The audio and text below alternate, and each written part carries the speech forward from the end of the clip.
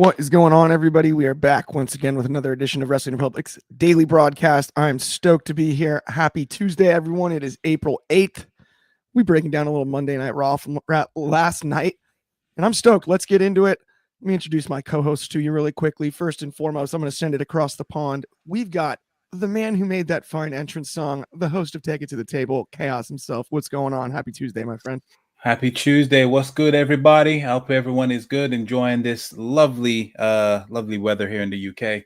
And I can't wait to get into Monday Night Raw. Also, shout out to everyone that joined in on Take It to the Game on Twitch earlier today. Was very fun. Was playing some Black Ops 6, dropping down in Verdansk. And going to be trying to do more streams once or twice a week. That's obviously Take It to the Game. We're here on the Daily Show. Let's get straight to it, shall we? Very good. But do check that out. No doubt about it. Take It to the Game over on Twitch. But I've got one more also across the pond, hopefully enjoying that good weather over in the UK that I just found out about myself, by the way. We've got Mr. Jordy in the Bank himself. What's up, my friend? Hello. Well, I feel like my camera's a bit far up. I feel like I'm not this short, everyone, just to clarify that. But no, it's good to be back. It's Tuesday. And yeah, obviously we don't have Shad anymore. That Tuesday crew is gone into the history books, but this is the second week on the bounce with this Tuesday crew. And I was corrected that you two were the original Tuesday crew. So I'm sticking around and joining you two. This is like a spin-off season, you know, no, it's not. It's like a new season where we've lost a cast member, but we've gained back an old one. Do you know what I mean? Exactly. Yeah. It's one of them ones where one of the main characters did something very controversial online. They get axed, and then obviously you got to like rewrite everything. So yeah. Yep. Yeah, and you bring in an old character that everyone really liked. Maybe they thought they killed him off. They do a twist, so he's not actually dead. Yeah, we've got to get him back. Please the crowds. Do you know what I mean? It's like, we've got to do something big. Get Clark back. Exactly. We miss you, Shad, though. We miss you. Excuse me. Absolutely. We do. I'll see him tonight anyway on Off the Air, so I'm not too worried about it. But we had a confirmation on last night's Monday Night Raw. Rhea Ripley will take on Io Sky and Bianca Belair in maybe the least shocking match we've seen booked on this road to WrestleMania. I don't think anybody saw a triple threat match between these three coming. Who would have thunk? Not me, at least. I had no idea. Completely blindsided by this one. Chaos, are you in as much shock as I?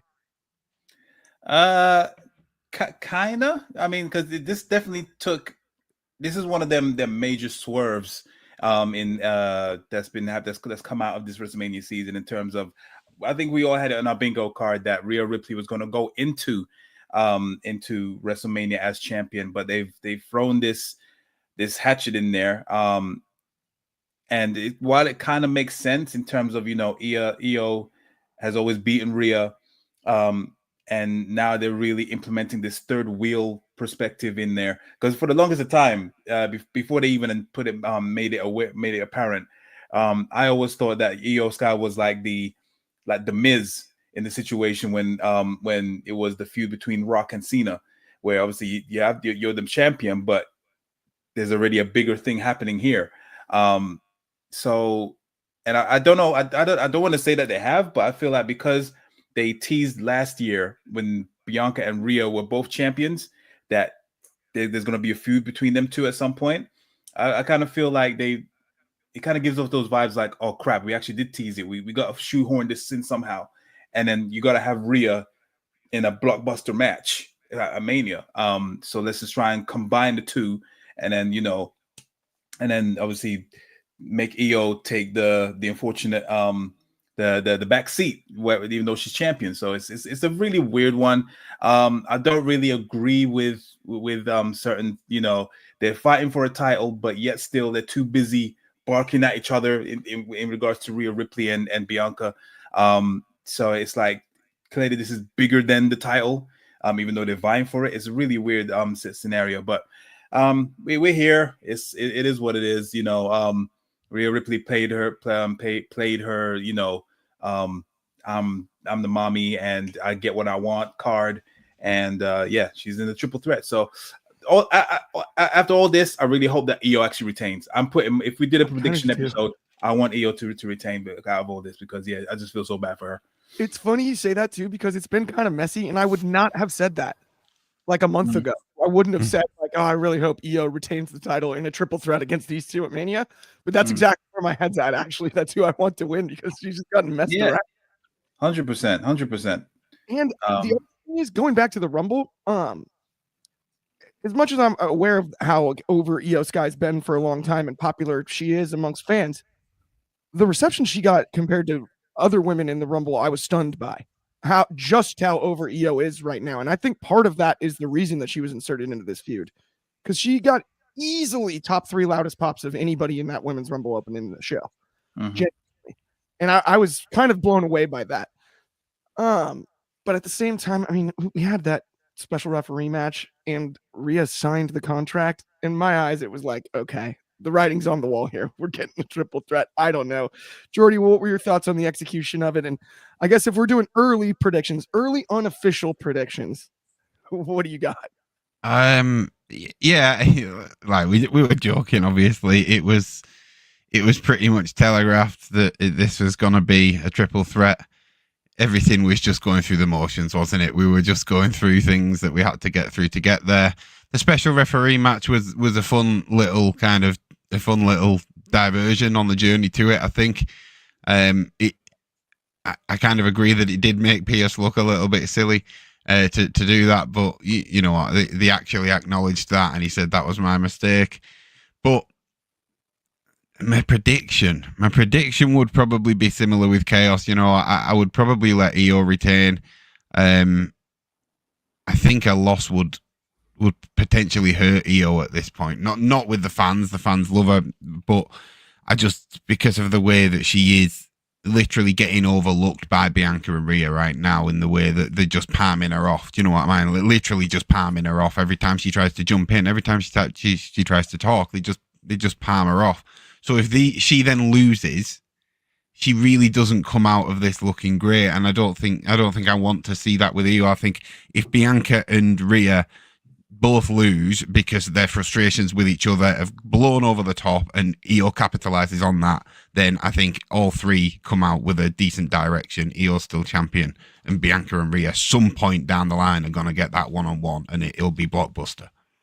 Absolutely, I agree. And to your point, Io taking a loss or losing the title at Mania slides her the furthest down the card by far of the three, right? Like that's just, I don't think there's any debate about that, and it makes total sense. We got a bunch of comments here. We've got Io has been so disrespected from Fernando Zayas. He also said Sky is winning at Mania and then loses the title at Backlash to Mommy. Okay, that's fair. Bobby Petito with Hey Fernando, and hello Bobby from Fernando. Gotta love that. I'm shocked we now have triple threat between these ladies. LOL. Yeah, I think we all are. What's up, everyone? From Bobby Petito. And then Raw was outstanding last night from Fernando as well. I mean, I thought it was a good Raw. I think this match is going to deliver at Mania, but I agree a lot with what both of you said about the way it's been set up. The way we got here was a little bit clunky, and I just feel bad for Io Sky. She hasn't even gotten a legit shot at this reign, really. She's kind of been overshadowed by the rivalry between Bianca and Ripley. So it is an interesting situation. But speaking of interesting situations, we had a women's Intercontinental title match last night. And it's funny because when they announced that they were going to start the women's Intercontinental title, I thought, you know who makes a lot of sense for that is Bayley. Bayley makes a lot of sense to hold that title. I don't know if that'll happen anytime soon after a loss jackknife cover last night, but I feel like she has IC title written all over. It just makes sense to me. Bayley in the Intercontinental Championship, given what that title's represented as the workhorse title for so many years. You know, when she was Bayley Dose Strap, she was wrestling week in and week out, cutting promos week in and week out, has the talk show as well. That's kind of who she's been of the four horsewomen. She's been the workhorse as far as volume of wrestling as well. I just think it would have made a lot of sense, but I enjoyed the match last night, and I've enjoyed Lyra's reign so far. So I don't know, Jordy, I got to ask you about it. What do you think about the IC title picture and the future of the belt? And then how'd you like the match last night? Yeah, I loved the match. In fact, it was a fantastic match. I can't really say much to fault it. They delivered on what I thought was going to be a fantastic match with these two. They had great chemistry. I really enjoyed watching it, to the point where I would like to see it again, which I think is often the aim in any match. Do you know what I mean? Unless it's obviously a big payoff match or whatever. But I agree with what you're saying. Bailey was one of the people who came to my mind as well, 100%. When these mid-card titles got announced, I thought she would do. She's the type of person that can put a good amount of stature and have a good run like that. But in fairness to Lyra Valkyria, she was also one of the names that came to my mind when these mid-card titles got announced for a completely different reason. For that reason, to why the mid-card is there in the men's division, like we're seeing with people like Bron Breakker right now, like we're seeing with Lyra, but I think Bron's probably been booked a bit better.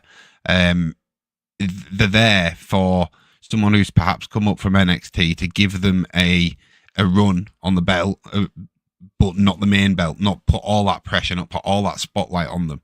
And see how they do. And I think Lyra's done a good job. I really, really, really did enjoy this match. I'm gutted that it's not on WrestleMania because, well, I mean, it could be. Obviously, these two are tagging together on Friday night.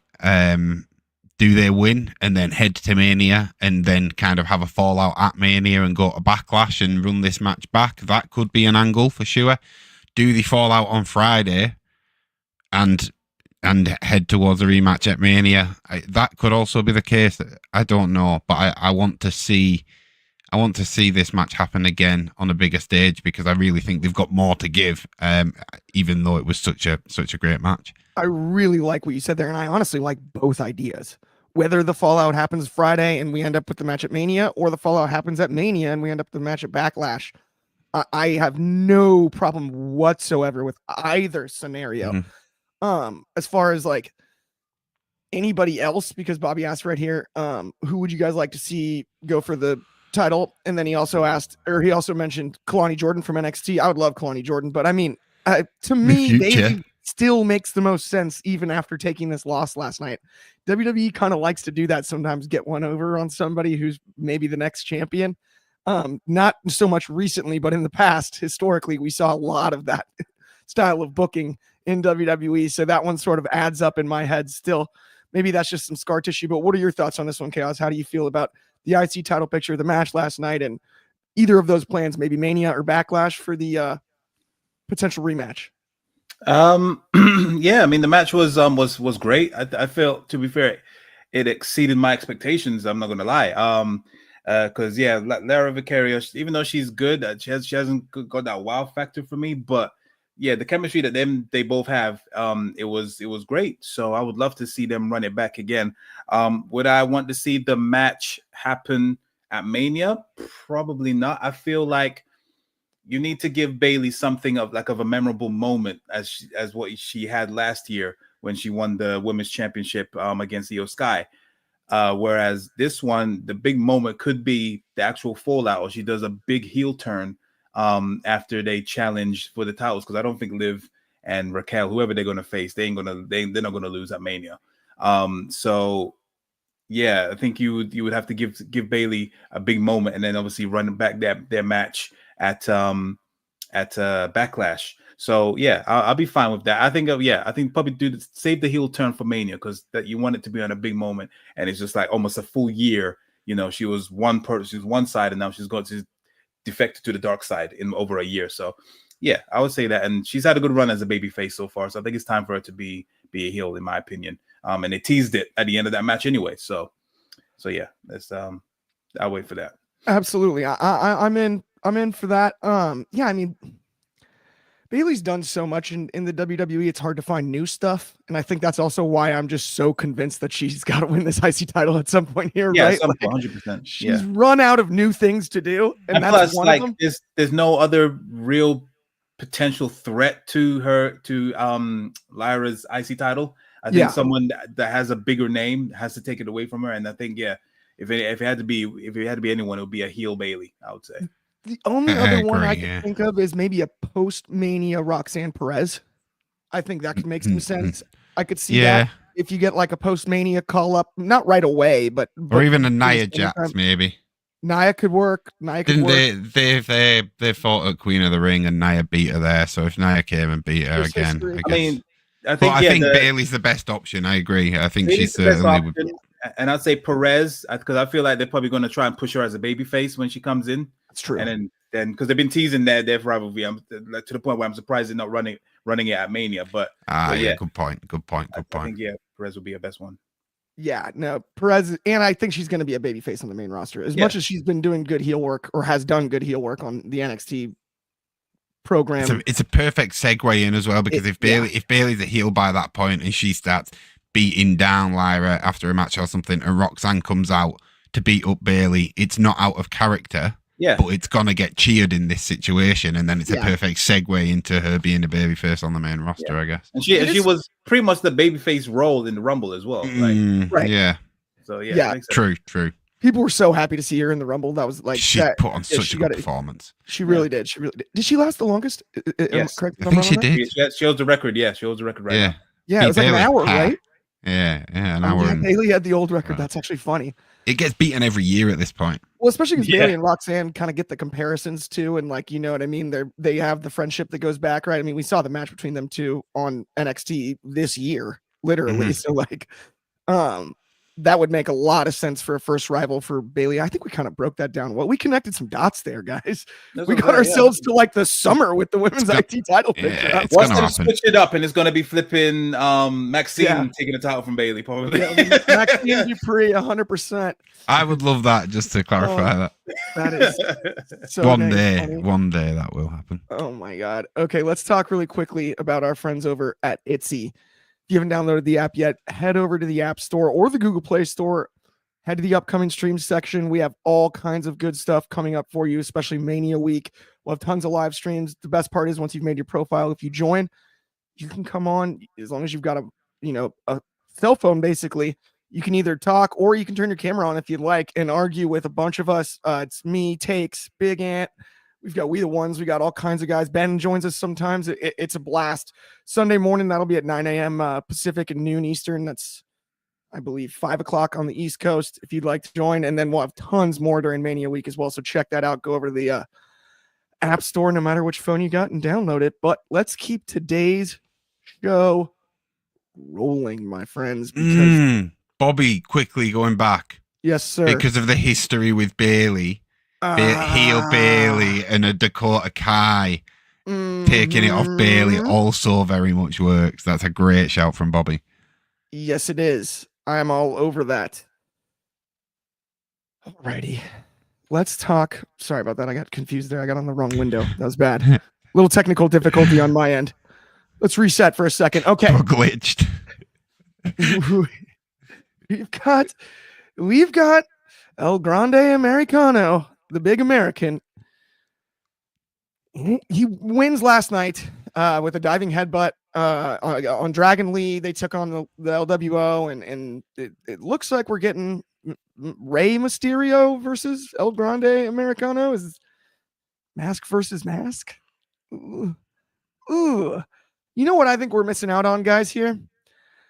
I think we've left one stone truly unturned, and that is the ultimate luchador, a former friend of his, El Gran Gordo, which we know was Otis when he wore a lucha mask back in the day during the pandemic and that pink cape. I think that needs to be the first matchup along the way to WrestleMania, but we're not going to get it. I don't know what we're going to get. Chaos, make some sense of all of this. Like, what in the world are we, what in the wide world of sports is going on here? Why is this a Mania?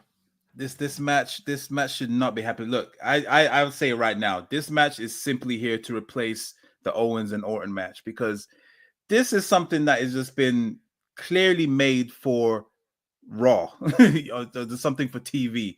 I don't think it's that it warrants that magnitude of to be on a Mania match. Sure, obviously, yeah, you got Mysterio, and he's a legend, all that stuff, and this El Grande Americano thing is fine, but it clearly has the characteristics for it to be just for TV and to finish on TV, not on a pay-per-view type of aspect. But they had to obviously replace the unfortunate cancellation of Orton versus Owens. So yeah, I mean, don't get me wrong, the feud has been somewhat entertaining. With the AI videos and El Grande Americano and all that stuff, sounding like a big coffee you would get from Starbucks. But yeah, man, I just don't buy it. This one, if I was at Mania, this would be my toilet match. I'm sorry. Sure, we've had some good matches with Mysterio. Well, I think his last one was 39 when it was against Dominic. The one afterwards with the LWO, that was a bit meh. But yeah, it's fine. Let's just hope that it happens like either to be the first or the second match of either nights. But yeah, I'm glad that Chad Gable is somewhat getting his Mania match. Correct me if I'm wrong, but I think this is his first ever Mania. I do believe that that's the case. I don't think I've ever seen him in a Mania. I could be wrong. I don't think so either. Someone in the comments correct me for that. So it's a shame that he's not going to be under the gimmick of Chad Gable, but I'm glad that he's going to be on the card somewhat. So it's a blessing in disguise. Ironic, but it's one of those things. So I'm not really hyped for it. I really just would want this to be over and done with. So yeah. Yeah, I think the part that's so frustrating to me is like Chad Gable could put on a great match with Rey Mysterio. Make it a hair versus mask match. I was gonna say, just make it Chad Gable versus Rey Mysterio, and I'm probably more interested.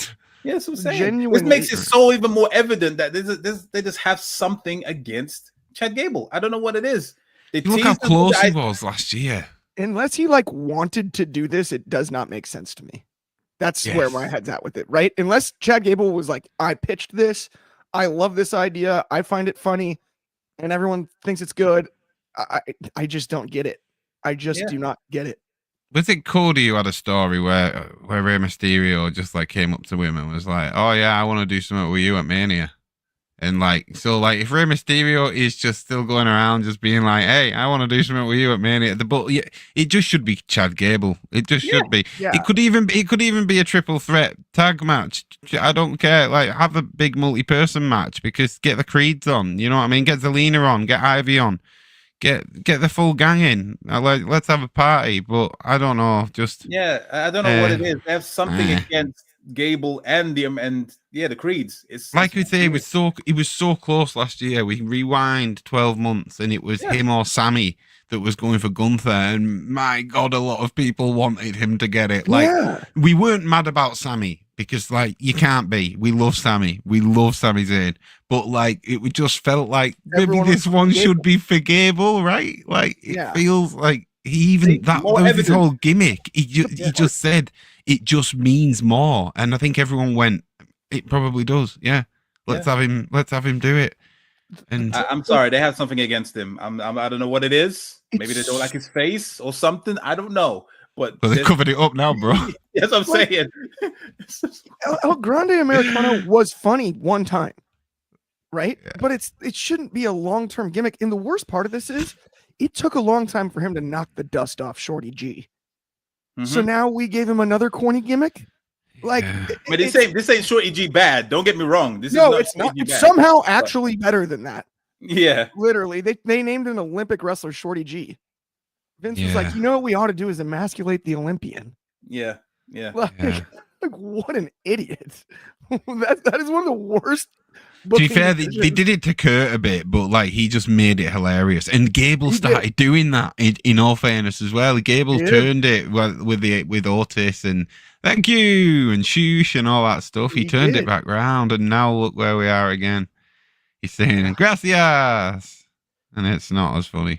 And it's not nearly as funny. Got the worst acting to pretend he's sick as well. It's just What I was hoping is that I thought it would be funny if they just pulled this on us for no reason. If they wanted to debut somebody new, have Gable wrestle under it, so we know it's Gable the entire time. But then when the reveal happens, it's somehow not Gable. That'd be the only thing that would tickle me if you just wanted to debut somebody random. Almost like Curry Man back in TNA. Everyone knew it was Christopher Daniels, but it was just they'd have to do do a last minute switch somehow. They'd have to do a last minute switch, have Gable wrestle a match and then somehow backstage under the ring, have a switcheroo. You know what I mean? There's nobody that could wrestle exactly like Gable where it would not be obvious that it's not Gable if you just not with that physique. That guy is flipping Yeah, that's what I he's mean. like a little- Bell to bell, he's probably Yeah. he's so good. He's such a good wrestler, and it's like when he was against Gunther, and he beat him in that match by count out, and I was so behind him because I want Gable to get to. I don't know. I just feel like he's not reaching his potential, but it's not his doing. I feel like he is performing well, and like. But unless this was his idea, in which case I take it all back, and he's a silly man. Yeah, that's the only thing I can think of. This feels like something where he was like, I came up with this. I think it's funny. I don't know if it'll work, but I like it. Right? Yeah. That's easier for me to wrap my head around than like someone came to Gable like, we have an idea. You, luchador, American luchador. What do you think? Right? I don't think like, that's how it went down. The thing is, like mask for mask, then Gable has to lose, and I don't think he should. I don't think that's what I'm saying. It's telegraphed that way. Like obviously, you ain't gonna Gable now either. We're not taking Mysterio's mask again. That didn't work the first time. Ask him about the filthy. And we just had a flipping mask versus career match or whatever the hell it was. And that was a bit ass. So yeah, you don't want to go for it. I'm sorry. I'm sorry. That's how you really feel. I'm just saying. It's just saying. Like, since when did parents like overrule referees' decision? It's just whatever, man. Anyway, carry on. No, that was one of the funniest things that Shad said on the watch along. Is he was like, she's the abuela. That's grandma's discretion, of course. Mm-hmm. That's written in the rule book. If the grandma sees it. That's funny. That's the one. If grandma sees it, that's the only way that what she says goes. So that's funny. Yeah. Oh my, that's too good. Also, Fernando did confirm it is Chad's first Mania match. See, yeah. But it's not though. It's I feel so bad for him. I just feel so bad. It's brutal. Yeah. Let's give him a mask. All right, let's talk about the other triple threat storyline. The one that I've talked about a lot. Roman Reigns, CM Punk, Seth no longer freaking, just Rollins. And the influence of one Paul Heyman. We've seen Heyman work for 2/3 of this group. We've not seen him work for 1/3 of the group. Historically, Paul Heyman, as we all know, generally just totally turns on people he manages at some point. Now he owes Seth Rollins, though. Seth saved him. He spared him. Let's put it that way. He spared him. He didn't spear him. That'd be Goldberg. But either way. Seth Rollins, Paul Heyman makes some sense to me. He could become a Heyman guy in the near future.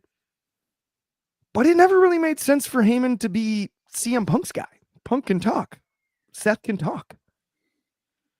Not that Roman can't talk, but he speaks less, makes his words more impactful. So it makes sense to have a guy like Heyman on the microphone.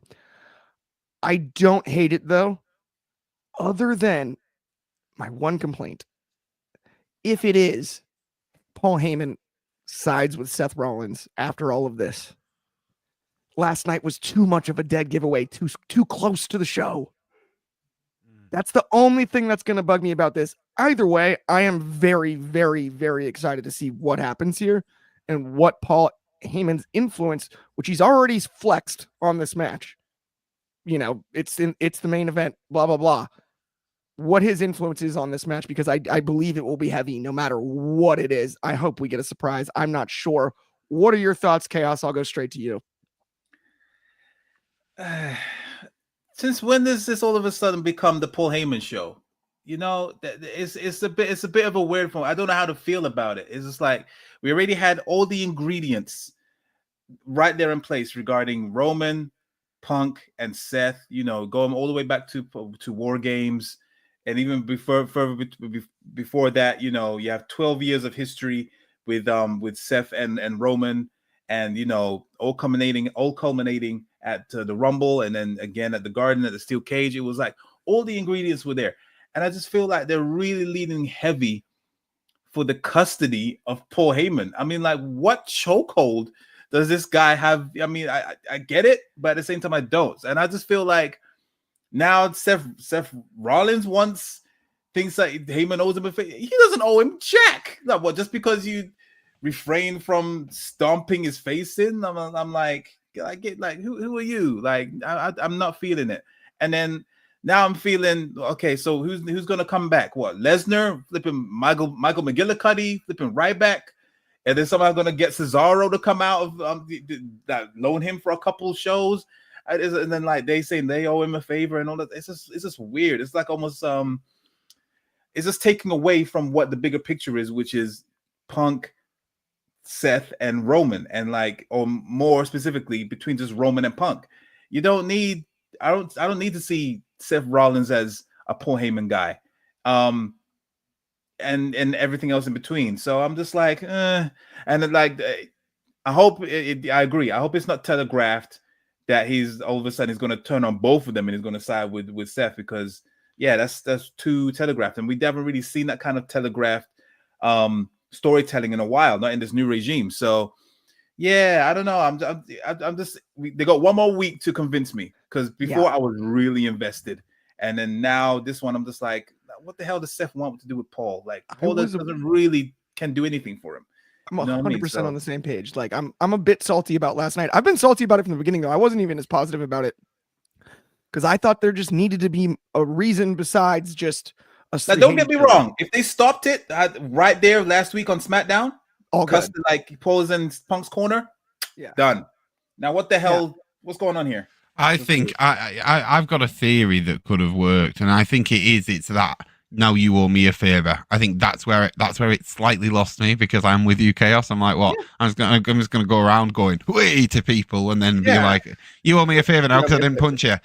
It doesn't work like that. CM Punk literally said to Heyman, didn't he? He said, look, like, you owe me a favor if I help in War Games, right? We shake hands. This is a deal, and both parties consent. You know, the Punk one seemed like a business deal. This just felt like he just threatened him. Like, he's just like, you like held him hostage over violence, like mafia vibes. Like, the funniest thing, I was thinking about this last night though. I'm like, it's kind of like if you got like the 2001 Lakers, Shaq and Kobe, and the 96 Bulls. Somehow you got both teams together to play a dream game, and the organizers completely forgot Phil Jackson has to coach both teams.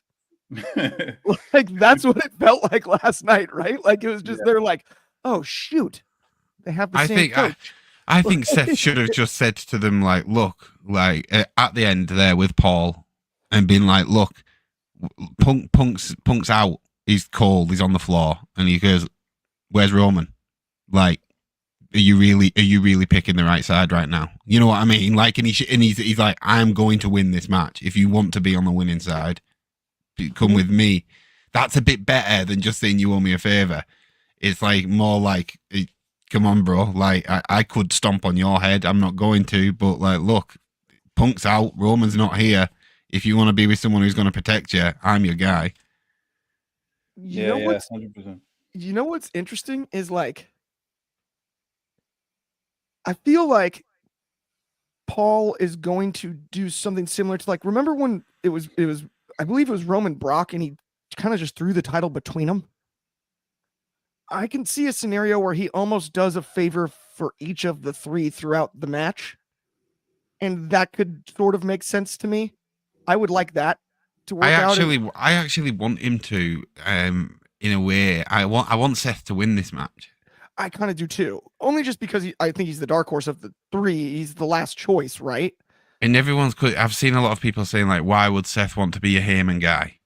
And what you said actually made me think, in the sense of, like, the schedule. Like, Roman doesn't need a mouthpiece at all. He's incredible on the mic. However, he's not around all the time, so Heyman speaks for him.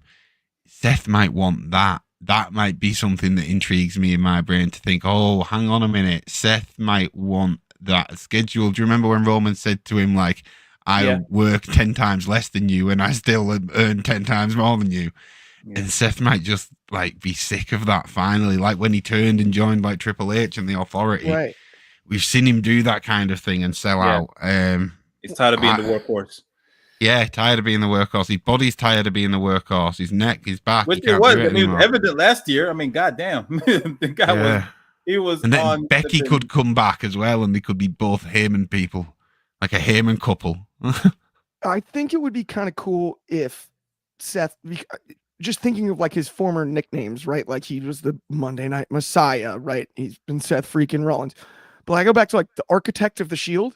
Like that implied that he was the brains behind it, right? He built it. He was the one kind of calling the shots. I like the idea of him sort of going back to something like that. I'm not saying completely ditch the fashion stuff, but maybe tone it down a little more serious, a little more business like, right? And like, I pull the strings, I've got the inside track, whatever, right? Like, I think that's why he whipped the jacket off last night. I thought so too. Because he looked a lot, he just looked like he was wearing jeans and no t-shirt, and he didn't look like Seth, crazy feathery outfit and a bow hat. Like, you know what I mean? It was like, oh, okay, Seth looks almost scary for the first time in quite a while. Like, he looked, when he was in the corner and he looked like he was about to charge and stomp, I was like, he had that look in his eye again. I've not seen that in a little while, so... It was Seth has done, I would say, arguably the best work of the three during this. Is kind of crazy to think about. A lot of it, at least. I think he's been us. That's why, in a way, because he's been like, "I told you, Roman, this is all stupid." Like he's almost calling certain things out, like, "What? This is just all over a favor," and like saying, "Punk, you don't deserve the main event." All these little things, I think, where it's like, oh, Seth, you're me in this situation right now. So, like, I think I'm going to side with you out of all of them. Pointed out the hypocrisy in a way that's like almost stealth-like too. Because he hasn't done it over the top. He's also, I don't know if you've noticed, week by week, he starts laughing less and less. He hasn't laughed a bunch in a while, right? Even when he's delivering lines. Yeah. It's like, he laughed in the favor. He laughed when he laughed when he said the favor.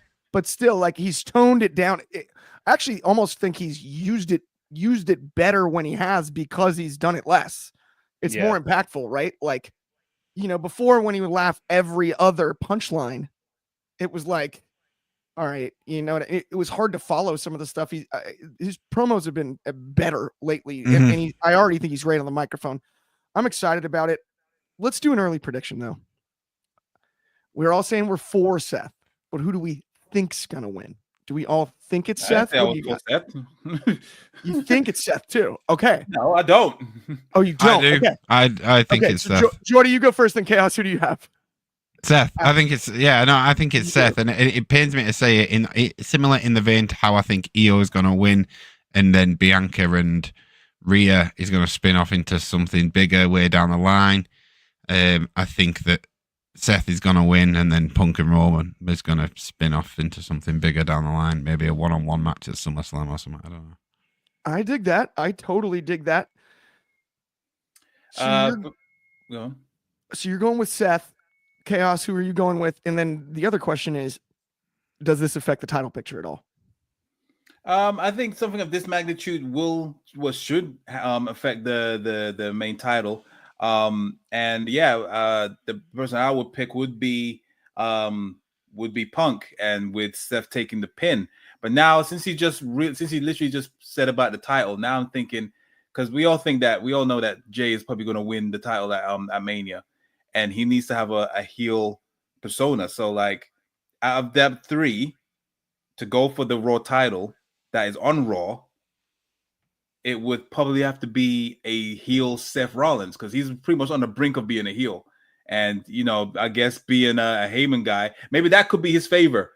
You side with me, and then you get me a title match for against Jay, and then he probably takes the title that way. And then Jay has a short title run. So now my brain's gonna be awry of that. If there's no title implications, I would say Punk. Punk, this is probably his only time he's gonna get a main event. A WrestleMania main event to possibly win. So he'll be probably this will be his only time. So, but if not, then it'll be Seth.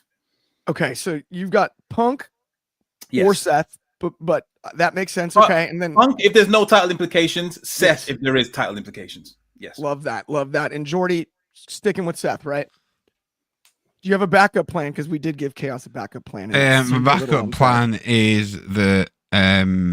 No, it's gonna be Seth. Seth wins. Seth wins.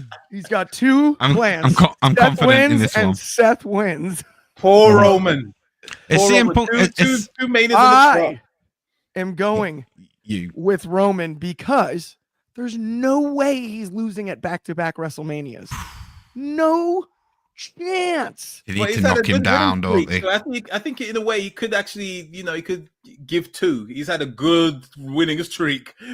This is why I think Roman wins at Mania. I think actually Roman's going to turn on Heyman before Heyman can pull the trigger on him. Oh yeah, Roman's definitely going to spare the. Sorry, He was Roman's trying gonna- to dry his tears. Going to cut him in half at Yeah, Mania. he's going to kill him. I think that's how Heyman makes his exit from the match. Without left. question. And I'm taking Roman Reigns. But either way, I mean, the only nice thing, again, I think we all were in agreement last night, was not the best segment of this rivalry. But other than that, it's been great. The match itself is going to be awesome. We're all looking forward to it. It's going to be a fun Mania week. But that, I think, is going to bring us to the end of the show. Thank you, everybody that tuned in. We do appreciate it. We'll be back, same time, same place tomorrow. That's going to be noon Pacific, 3 o'clock on the East, 8 o'clock in the UK, of course, 9 a.m. for my friends in Hawaii. If you haven't checked out Take It to the Game or Take It to the Table, what are you doing? Go check those out. We've got all kinds of good stuff off the air tonight. Everything that comes with that.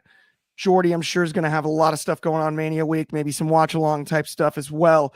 But on behalf of me, Clark, Chaos, and Jordy, and everybody at WR, have a great Tuesday, and we'll talk to you soon. Yeet. Peace.